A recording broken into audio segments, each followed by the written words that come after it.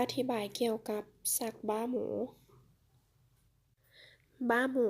แม่นพยาธิของเส้นประสาทชนิดหนึ่ง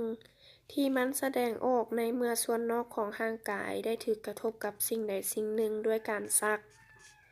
สาเหตุแม่นเกิดมาจากสมองอักเสบเนื้องอกในสมองผู้สักบ้าหมูจะมีอาการดังนี้ 1. ก่อนสัก 2-3 นาที คนเจ็บจะรู้สึกเจ็บหัว มึนตามแข้งขา หัวใจเต้นแรงและมือสั่น ก่อนสัก คนเจ็บจะมีอาการม่านเหลือง ใจร้าย กัดแข้ว มึนแข้งมึนขา ตาลาย ร้องขึ้น แล้วก็วูบลง 3. ระยะสัก จะประกอบมี 3 ระยะคือ ระยะที่ 1 ขาจะเหยียดออกซื่อ คอแข็ง กัดแข้ว ตาบ่เหน่งติง เอิกบ่ติงแต่ว่าหายใจออก มีอาการแล่ขึ้น อยู่ซบระยะนี้กินเวลาประมาณ 15-20 นาที ระยะที่ 2 คอพับลงทางซ้ายหรือขวามือ คางกระต่ายงับเข้างับออก ลิ้นเดออกมา น้ำลายไหลออก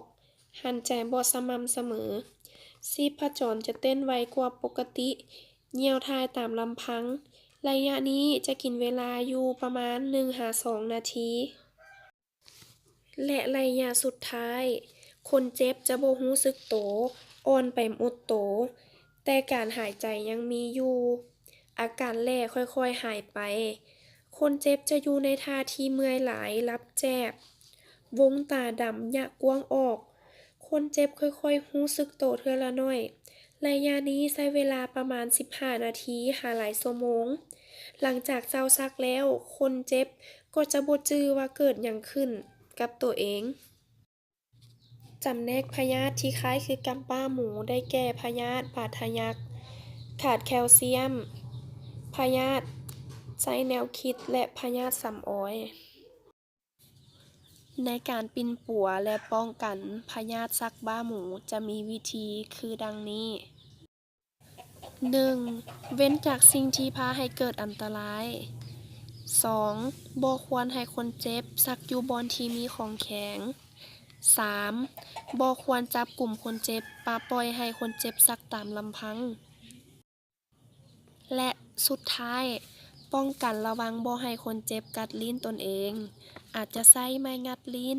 หรือว่าบ่วงค้ำปากเราไว้ เมื่อรู้สติคืนให้เราพักผ่อน ถ้าเราปกติแล้วแนะนำให้เราไปหาแพทย์